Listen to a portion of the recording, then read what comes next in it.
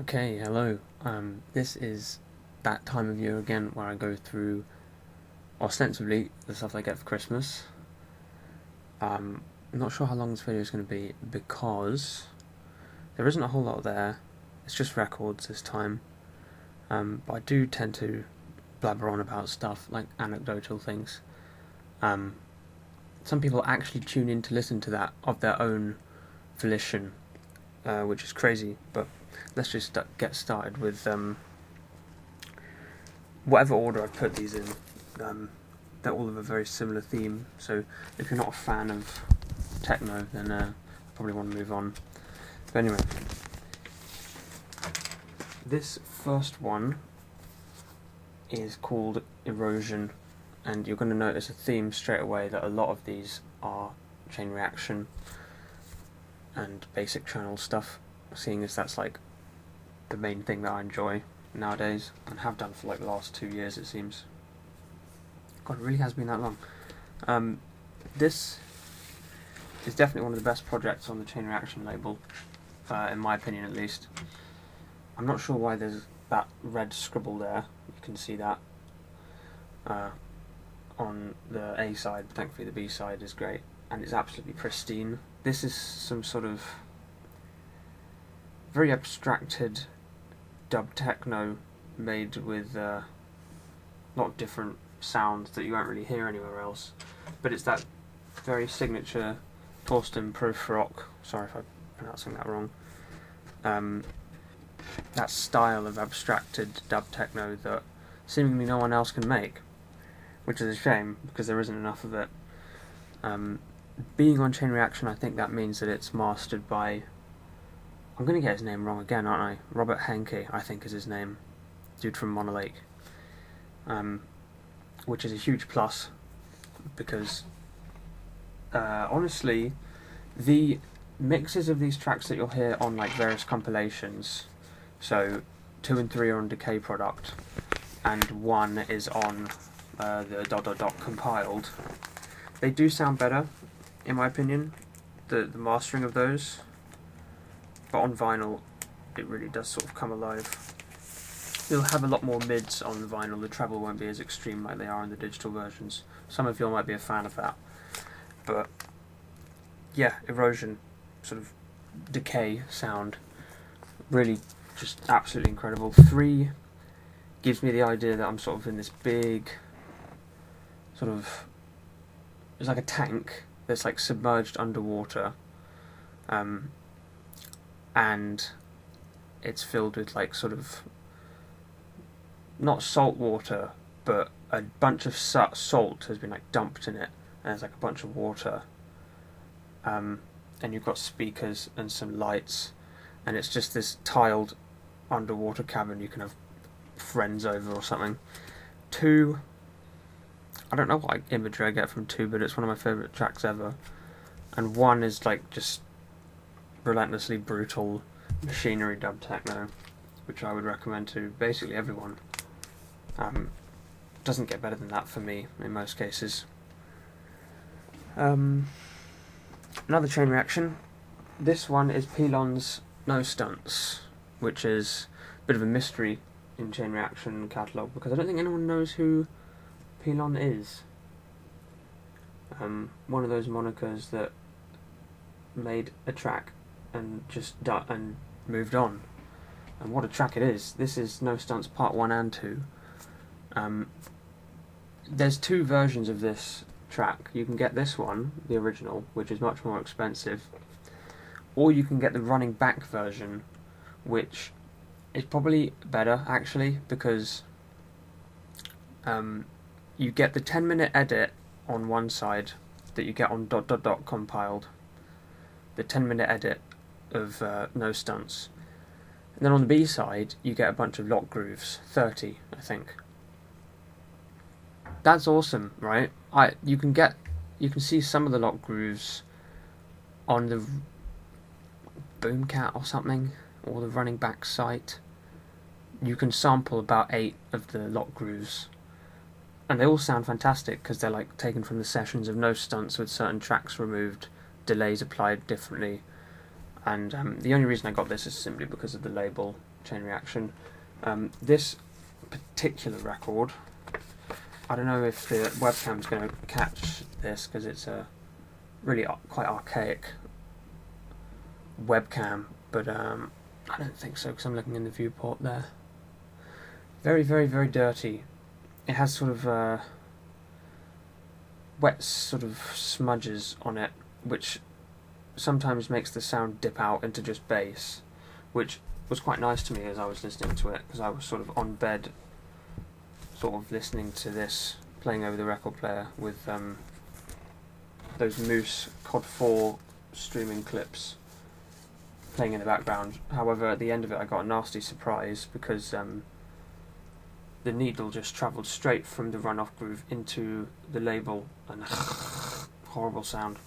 Very, very scary sound, that is. I probably need to get this one a new housing as well, because it's not the best. But it's such a good track. It's very consistent, riding one groove mastery of dub techno, which I would recommend to everyone, as I would for basically all of these, honestly. So, I'm trying to think of what else to say about No Stunts. I had a lovely first time discovering it, because this was when I was in third year of uni, probably sometime in about March. I was going through Chain Reaction sort of bit by bit, and I found this on the ... compiled. Taken aback by how good it was. Just 10 minutes, I was like, yes, this is another track that I can properly sink my teeth into. I was very happy with that. Really glad that I can take my interest beyond, I think at the time it was just Philip's track 2-2. And I don't know what other tracks I was properly into at that time. I'll have to look at my Last FM, because that's when I first set it up. So, moving on furthermore, we have a slightly different, that's upside down, slightly different Chain Reaction label art this time, but you will see here, if it wants to focus properly, which it never does. Bipolar Defect, that's what this is. The first vinyl of that, the first disc. This is disc 2 of Vibrant Forms 2, essentially. Disc 1 of Vibrant Forms 2 being just a sort of collection of then unreleased tracks. I think, apart from Prospect and Oblique and that, and later on, I think Subwax Beacon did like an Outer Side EP, which is a really good collection of tracks. But me being me, I'd much rather I get the Chain Reaction ones. And as of yet, you cannot get those later tracks on Chain Reaction. And Subliminal Tone is not to be seen anywhere on vinyl, which is a bit of a shame. But this is some of the warmest, deepest dub techno you'll ever hear. Surely, right? I did realise the other day I haven't actually heard a whole lot of dub techno, and in fact I've just ridden the Chain Reaction wave for so long that it seems like that. But the track Bipolar Defect here, followed by Multi-Directional One, is such a killer combination of deep tracks. Multi-Directional One being probably the most sort of soundscapey dub techno I've heard. Very wide open field. It was nice hearing it for the first time. I remember it was last year around this point, probably something like early January, and early January of 2020. I was listening over my laptop, which is a ThinkPad X260, so it's not known for its speakers. I had a YouTube playlist which was just Chain Reaction tracks variously grabbed from YouTube, and Multi-Directional One came up, and at this point I was not massively, I hadn't like deep dove, divin, I don't know, into Vibrant Forms 2. I had heard it before on a plane journey, and I'd sort of kept. I'm sorry if you hear that. I kept it for that journey. Like, that was the memory that was being solidified. But I listened to it because it was sort of coming up on the laptop, and Multidirectional 1 came up.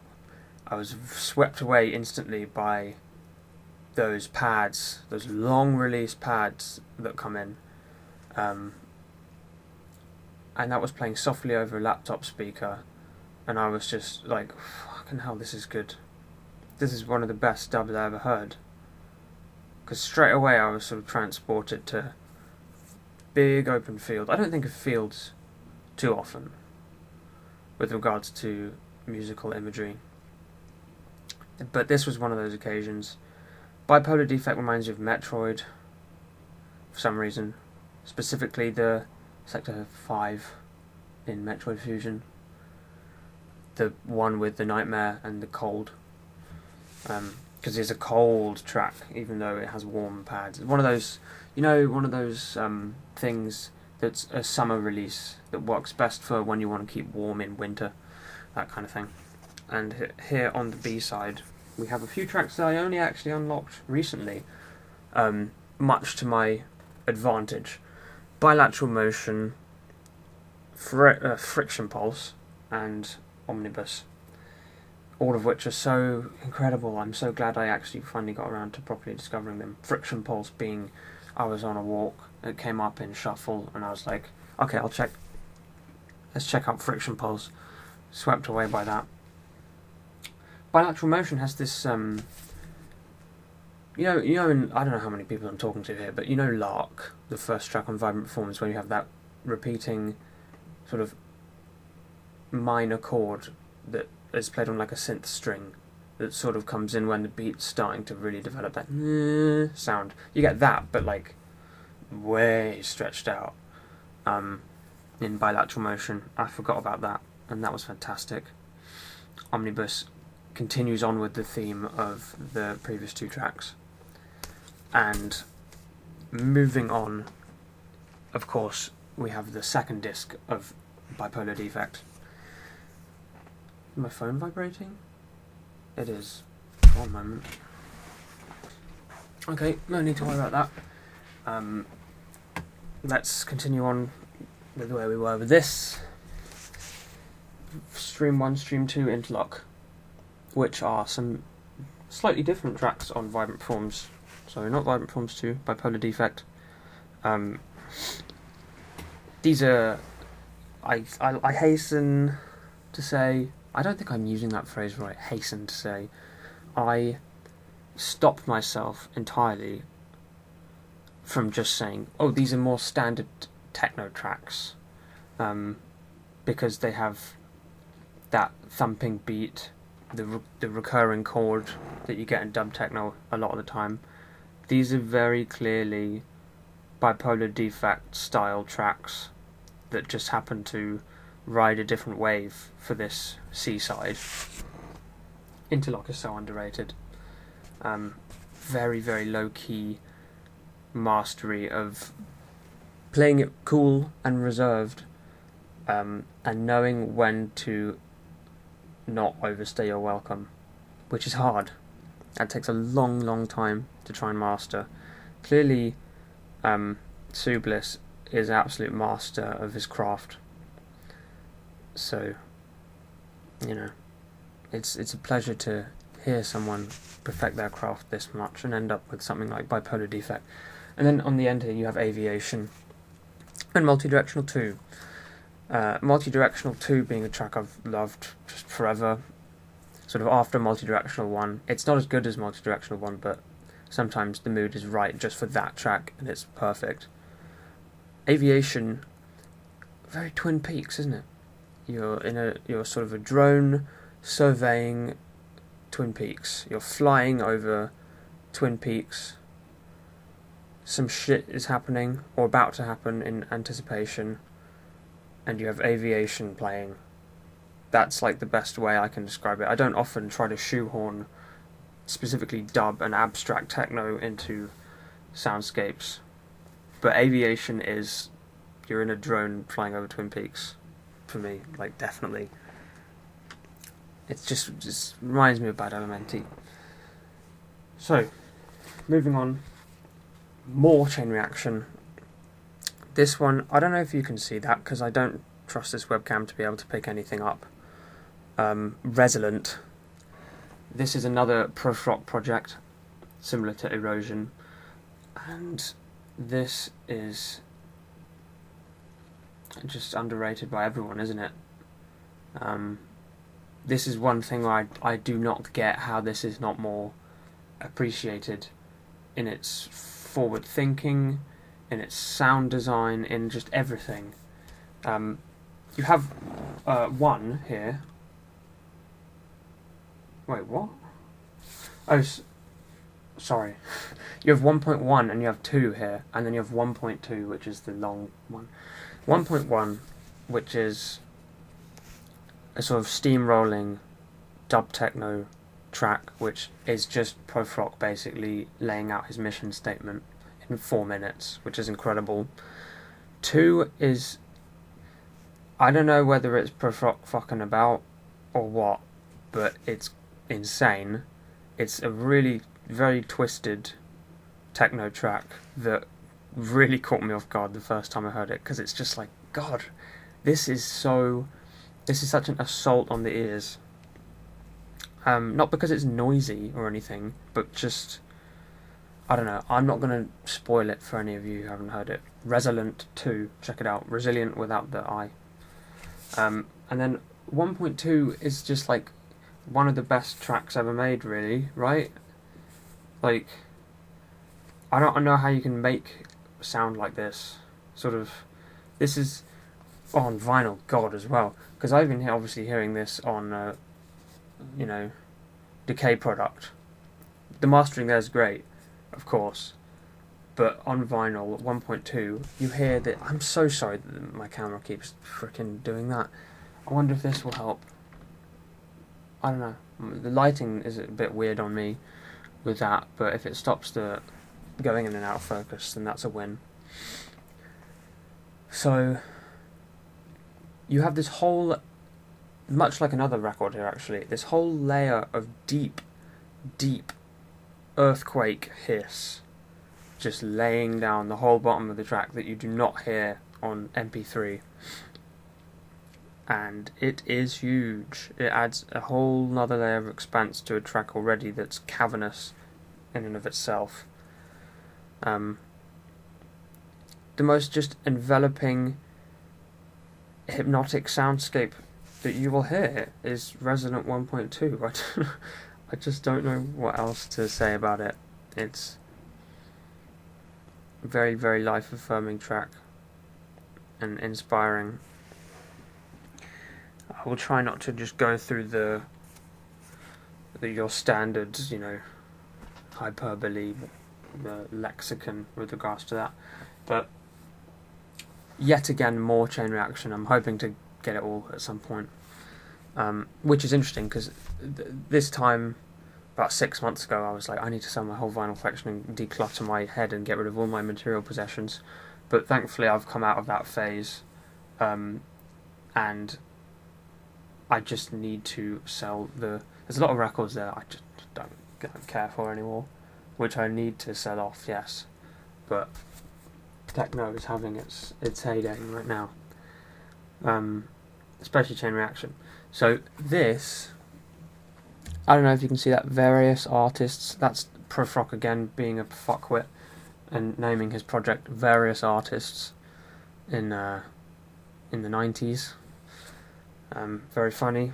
You're unscrubbable with this.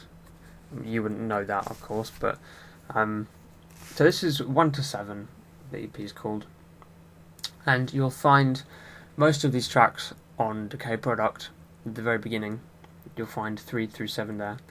1 and 2, 1 is just such a great sort of restrained, cool techno track. Really, like, really minimal stuff. 2 is even more minimal than that, but I will say that I do prefer 1 quite a lot more for its it lays out a bit more of a soundscape and plays around with it, whereas 2 is very tight and claustrophobic.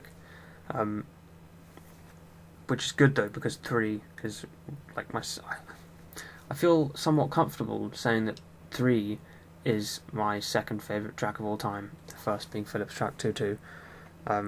3 is so incredible, and the first time I heard it, which was August 13th, 2019, which I remember for many reasons, I was straight away like, God, this is one of the best albums I've ever heard, because that was after I'd already heard 6, which is, again, you know, really quite something. That's the other obvious choice for best song on here. I can imagine many people think that. So, where am I even going with this? So, 3 is definitely the most restrained, sort of stoic dub techno track that you'll hear, I think. Give me a second. There's a lot of people in the house at the moment, and the main reason why I do this when I do it is because I'm the only one in the house and I know I'm not going to get interrupted. But that's not going to happen this year, so I might as well just do it now. 3, also called Debit, I think, on Decay Product, is, you know, 2 repeated chords with a couple delays on top, changing the EQ and the pulse width or whatever. My terminology is not great. Just twiddling with knobs for 8 minutes, 7 minutes I think on this EP because it's a shorter version, but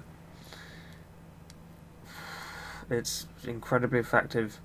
You do think, how the hell do you do this? How do you have these 2 chords, delay, reverb, and there might not even be any reverb on this. It might just be the delay being used in a very economized fashion, but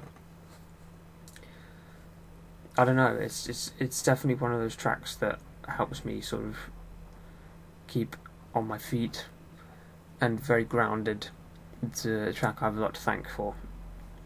And side B here, you have 4 through 7, 6 being the track that most people are going to enjoy, definitely, because it's the long, expansive, very much most developed track here, I think. Don't get me wrong, 7 is also really cool. 4 is like quite similar to Prospect 1 by Fluxion.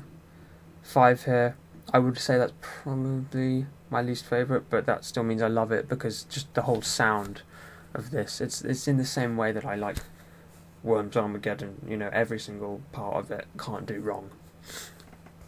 And that's Torsten Profok, basically. So moving on from various artists, what do we have next? No, I thought my phone vibrated. I get audio hallucinations of that. So, is there a specific word for that? Audio hallucinations? Probably.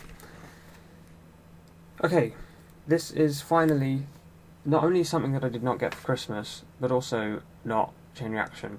It's as close as you can get to that though, because it's basic channel. Radiance. I got this sometime. I don't think I've had this in my last video. I don't watch my own videos. I don't know if I already talked about this. I don't think I did though. Radiance by Basic Channel. You may think it's incredibly sunny, you may think it's incredibly cold, but that decision comes to you when you hear that very loud sound in the first track. You may think that's like a sheet of ice, or what I initially thought, because I heard it in the car on the way to, I don't exactly remember where, but I was with my family in Bristol because they came up to visit me and we were sort of driving around. I think it was Western-super-Mare or something like that, and the sun was shining through the window it was quite blinding, and then this sound is like a harsh ray of light. That's what I mean. I'm really not good at talking at the moment, which I apologise for, but this is nice. Quite heavy vinyl. My favourite track here is definitely the last one, 3. Confusing, isn't it? Because on the BCD compilation they call There's Radiance 2, which on here is Radiance 3. And then the closing track of BCD, which says Radiance 3, is the second track on here. And I think they messed it up. Not the first time that's happened. I seem to recall that on the ... compiled, you have a track which is Direct Drive Mode 1, and that is just not the correct name. It should be Direct Out Mode 1, and they completely mistagged it, and that causes a bit of confusion. No one knows what I'm talking about. Okay, no one cares about this. So, Radiance by Basic Channel, one of their most underrated for sure. Much more expansive soundscapes than your traditional sort of thumpers like Octagon, which I'll get to later. Radiance 2 is probably most people's favourite from here. 4-minute, smoky, very blissful track. Radiance 3, however, again, my love for sort of stoic, restrained techno shines through here because it's a very repetitive track that uses barely anything. No pads, very minimal hiss play, barely any sort of big delay manipulation, but it manifests itself in such a different way because when the kick drum comes in really late on in the track and it sort of drives it all home. It's a big turnaround moment, and that sort of reframes your whole vision of this track after you hear it for the first time, because then the first 7 minutes sort of frame the rest of it and you get this whole new perspective, and it's awesome. The next one here is Octagon. Thankfully, I didn't plan that, but there you go, Octagon and Octadra, I don't know, on the B-side. I do prefer Octagon, definitely, but Octadra, I mean, it's one of those tracks from the BCD2 compilation, which is one of the best things ever. Sorry, that's going to be really loud on the mic, so I need to put that on silent. Octagon. This sounds so good on vinyl, so crisp, so bouncy. It already sounds bouncy, but because the highs and lows are so enunciated on the vinyl, it's like you're riding the waveform. If digitally you get something like this, an analog, you have much more sort of detail in the top and bottom, in the peaks and troughs. You're bouncing around even more in that case, and that's what's happening here. That absolutely pristine vinyl here. The camera's not going to pick anything up anyway, but Octagon and Octadra,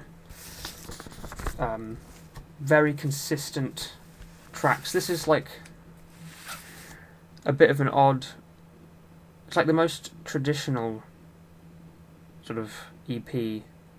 No, I don't know where I'm going with that. So, Octagon, bouncy, incredibly bouncy, minimal techno track, simply put. This right here is what stopped me in my tracks when I was just talking there, because this is certainly the most sort of traditional Basic Channel EP, because this is Q1.1, where you have 4 tracks, which are all relatively on the short side. They don't fill a whole side. The longest thing here you'll get is 8 minutes, and the shortest here you'll get is the misunderstood Q1.14, which is about a minute long, and is probably one of the coolest sounds in the Basic Channel discography. Interesting thing about Q1.1, you just won't find this being represented on any of the sort of big mixes that are like not licensed by Basic Channel, but you know that Xeon mix, Arrange and Process, I think it's what it's called. The only track you'll find from here is Q1.14, which is a bit strange, seeing as how the other ones here are very easy to mix with. Q1.11 just being a absolute banger of a minimal techno track, very addictive. Q1.12 focusing a bit more in the abstracting, like mids and bass, playing around with lots of sort of dissonant tones, having them all come together into this nice cohesive track, which is so hard to do. But of course, Moritz von Oswald and Marco Nestus manage. I almost forgot his name there. Q1.13, probably my favourite from here. Again, similar to Q1.11, because it's a sort of very traditional minimal techno track. I just hit the mic, that's not going to sound good. And then 1.14, which is just a weird manipulation of Q1.12 that sounds like it's sort of coming through a AM radio, and the hiss play is just sort of very distant. I don't know, it's really cool, basically. It's awesome. Very nice way to close out the EP. Was so addicted to this in, I think it was late April, May of 2019. It was a big thing for me, listening to this EP all the way through, just multiple times a day. Good memories of that. So, yet again, another basic channel. What else do I have here, just to check? Okay. 3 more things. So you'll notice here that I've now finished, after one more in there, the basic channel collection, which is lovely. This here being Philip's track. Philip's track.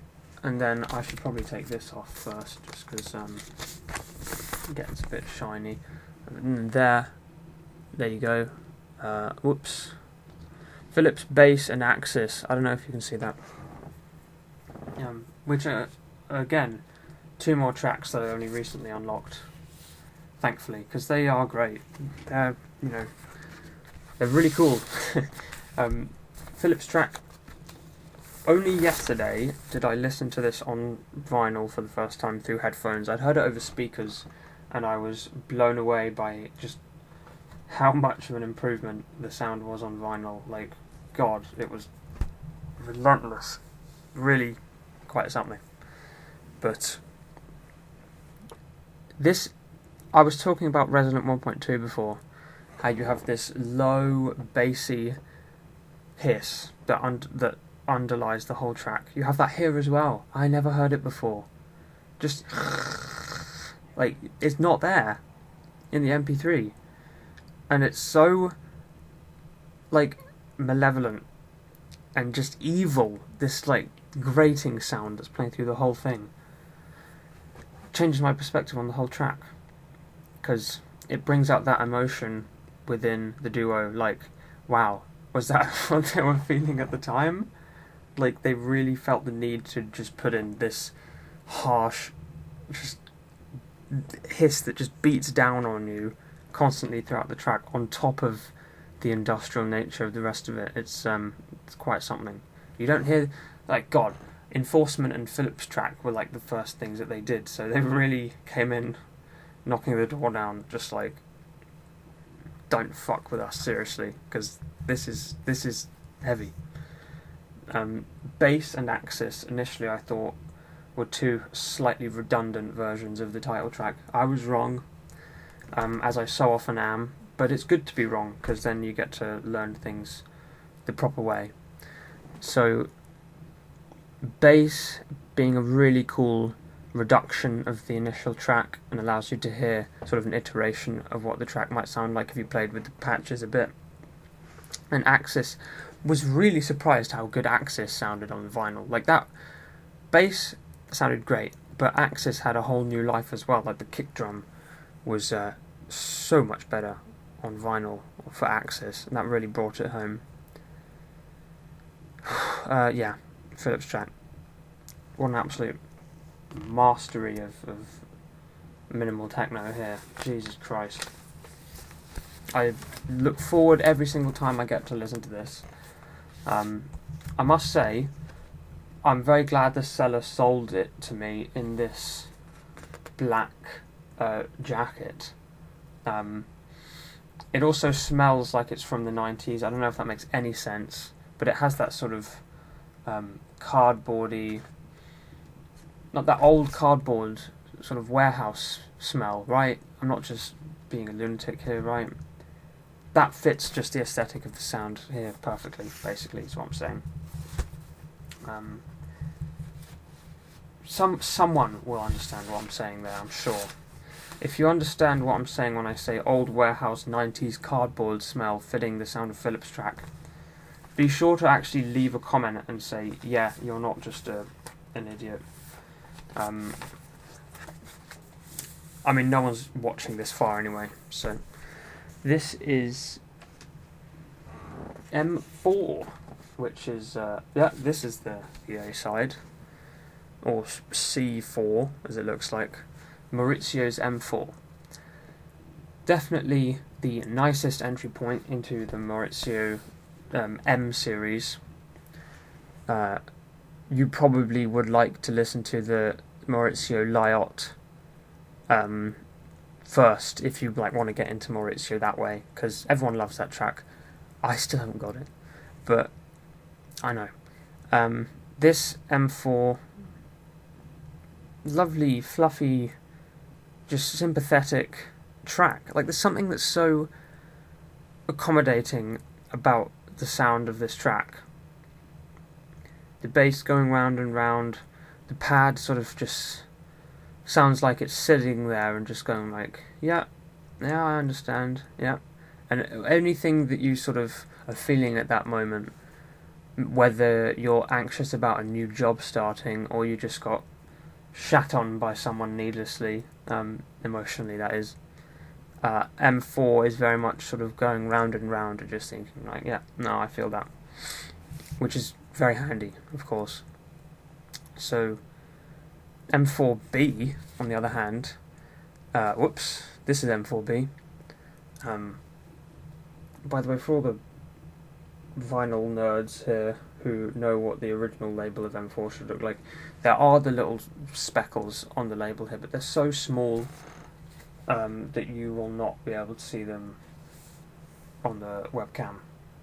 The original press of these has these very pronounced sort of speckled dithering effect, but it's not very pronounced on this repress, unfortunately.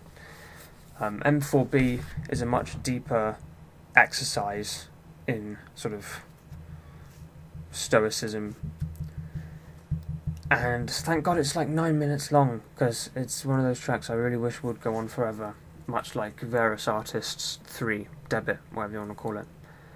Want to think of anything more meaningful to say about it, but I'm struggling because it's hard coming up with things to say about this sort of abstracted dub techno, because a lot of it comes from your own personal experience being filtered through sort of the understanding and the soundscape that a track or a dub will provide you, right? Quadrant dub is hard to talk about because you've got two bass notes, hiss, a pad, and a chord hit, and that's about it. You filter your own experiences through it and get your own result from it, and therefore it becomes more like a close friend, rather than a sort of a pop song that you stick on when you want to have a good time. But personal experience is what counts here, so I can't really talk too much about how good M4B is without just saying, oh, one time I was doing this and then I put M4B on and it made me think of the time I realise I've been doing that for the whole video. But anyway, two left. I've been going for 40 minutes here, flipping out. Looks like we've got a proper video. This is the final Basic Channel vinyl in two ways, one of this video and two of their catalogue. Q-Loop, or BCCD is the catalogue here. So this is essentially tracks taken from BCD, which is the sort of sampler compilation that they put out, I don't know when, but their first CD, they had a mix of their ambient tracks, or tracks on the ambient side, should I say. And Q1.2, Mutism and Q-Loop were all tracks that were on there that weren't released before on vinyl, and here they are. You get a full-length Q-Loop here, 13 minutes, and Q1.2, then Mutism. Yeah, Q1.2 is so good. Same time I was listening to Radiance 1, I was listening to the whole BCD comp. That was the first time I heard Q1.2, and I was taken aback at how romantic it sounded to me. Very sentimental and romantic in a way. Sort of that feeling of forming a new connection with someone that's quite bespoke comes through in Q1.2 for me. Mutism is another track I'm very glad that I unlocked, because it's huge, isn't it? I definitely understand why it's so misunderstood, because it's definitely the least accessible basic channel track, surely. Maybe Enforcement is, I don't know. But it's just so sort of like what unwieldy. What do I make of this? Maybe is what you'll initially think. I don't know what it took for me to initially get it, probably just because it sat in my head for years, as Basic Channel did as well, so I thought eventually I'll get round to it. I'll come round to it, should I say, and I did. These high bleeps and bloops and this shifting tape hiss, that's as distilled as it gets. And Q-Loop, that was a track I was hugely into back in March and April, and probably May of 2019, which was probably one of the parts of my life that I remember the most fondly. I don't know, but it was a time, alright. It's a shame I didn't document it well enough, but that's because I had so much going on. Q-Loop, 13 minutes. It really is the most repetitive Basic Channel track, because it is just about 2 seconds of music that is looped for 13 minutes, with the changes being so subtle, like maybe a slightly different delay shift in the hiss that you can't really hear very clearly anyway. It really is just a loop for 13 minutes of 2 seconds, basically, but it's just so good. It's incredible. What an amazing loop that is. Very good at just pushing you forward. This is the final one here. This is the only thing here that's not Basic Channel or Chain Reaction, but it's all Maurizio actually, but it's also the duo, because it's rhythm and sound, upside down. This is here, the star of the show, Imprint, and Trace on the other side. I mean, this is the A side, Trace, but we're here for Imprint, right? I mean, God, what a track this is.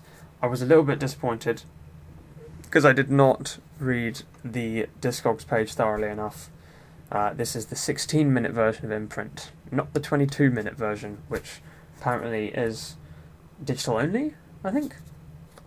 Bit of a shame, because this faded out way too early when I heard it, and I was like, there's no way that was 22 minutes.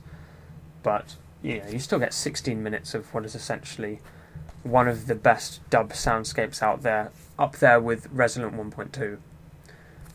Genius. Absolutely genius. I remember someone describing Roll Off by Rhythm and Sound being like rocks colliding in space. That's completely tangential to this and has nothing to do with Imprint, but I just think that's such a good analogy. Trace is a cool track. Definitely dubby side of Rhythm and Sound. Not exactly Mango Drive, but definitely much more on the dub version end of the Rhythm and Sound sort of spectrum. And I haven't actually listened to Trace yet on this vinyl, because I was just so excited to listen to Imprint. God, the hiss there. That's the best sounding organic hiss you're ever going to hear, surely, on Imprint. Whenever I say the best hiss ever, normally they've manipulated it in some way. Whereas this really does sound here just like a tape hiss that's been increased in volume. It's crazy how something so organic is added to the track in such a tactful way. It's incredible. That is it, I'm afraid, or much to everyone else's enjoyment that you finally got through all of it. Yeah, it's a very nice, hefty bulk of cardboard. I'm hoping my whole vinyl shelf will look like this at some point, because I'll sell off all of the stuff. I mean, looking over there right now, it's actually covered in like boxes and stuff I'm going to be using for shipping. But I see like there's stuff there that like of Montreal. It's good, right? It's of Montreal, of course it's good. But I'm never going to listen to it again on vinyl. So there's a whole lot of stuff there from my 2017 and 2018 taste that unfortunately does not stand up the test of time.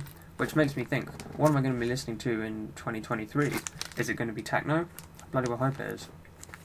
Because this feels, the longevity here feels much more pronounced than it did in whatever I was buying back then. Whew. But I've been talking my arse off. Lovely selection of cardboard, what can I say? I look forward to every single time I get to put one of these on and just sit back and relax.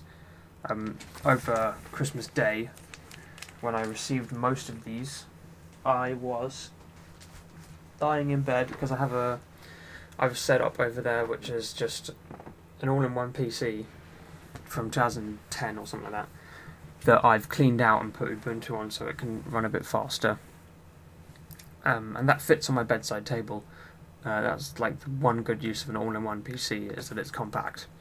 So that fits on my bedside table. I can lie in bed facing the screen and facing the speakers, playing old sort of Moose COD 4 streams, listening to those vinyl. It's a good time. That was a really good Christmas. I was in a tier 4 area, so couldn't spend it with any family. Obviously we did Zoom calls and stuff, but the highlight of the day was just being able to properly turn off my brain, realise this is a day where I can actually relax, and it was great. What can I say? And I have these vinyl records here to thank for that. So, and I thank you for watching all the way through if you have. What day is it today? 29th. Okay, I'm doing this slightly earlier than usual, but yeah, I hope you enjoyed watching this video, and this time next year, who knows where I'll be. I might be moved out into a new place with new chain reaction vinyl, and my taste might have evolved into Detroit techno, finally, which it should have done years ago, but it hasn't. Anyway, see you next year when I do this again with a new collection. 2021 is going to be a good year, I think. I hope it is for you as well, and thank you very much for watching. Thank you.